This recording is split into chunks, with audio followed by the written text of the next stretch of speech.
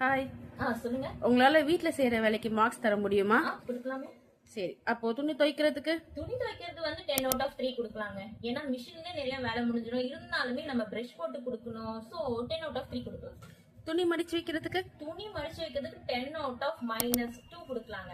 ஏன்னா சேர்ல உட்காடுறோமோ இல்லையோ அந்த துணி, அதாவது அந்த சேர்ல எப்பவுமே துவைச்ச துணி தான் இருக்கும். சோ எப்பவுமே ஆப்ஷனால 10 out of -2. வீடு கிளீன் பண்றதுக்கு? வீடு கிளீன் பண்றதுக்கு 10 out of -1ங்க. ஏன்னா எப்பவுமே நம்ம கிளீன் பண்ணிட்டே தான் இருக்கணும் இந்த வேலையை. So 10 out of -1. சமையல்? சமையல் வந்து அப்பெல்லாம் நம்ம அம்மா புக்ல இருந்து நியூ ரெசிபி ஏதாவது பார்த்து செஞ்சு தருவாங்க. ஆனா இப்போ நம்ம கையிலே இருக்கனால எப்பயாவது புது ரெசிபி செஞ்சு தந்தே அப்படின்னு சொல்லிட்டு நம்ம டார்ச்சர் பண்றதுனால 10 out of -2. பாத்திரம் கழுவுறதல்? பாத்திரம் கழுவுறதுங்க எப்பவுமே இருக்கும்.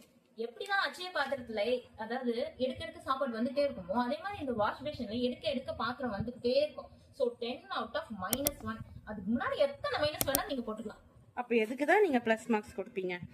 இந்த வேலையெல்லாம் செய்யும் சொல்லிட்டு ஒருத்தங்க உட்காந்துட்டு இருந்தே நம்மள வேலை வாங்குறாங்க பாத்தீங்களா, அந்த வேலை வாங்குறவங்களுக்கு நம்ம 10 out of 10 கொடுக்கலாம். அதுவும் சரிதான்.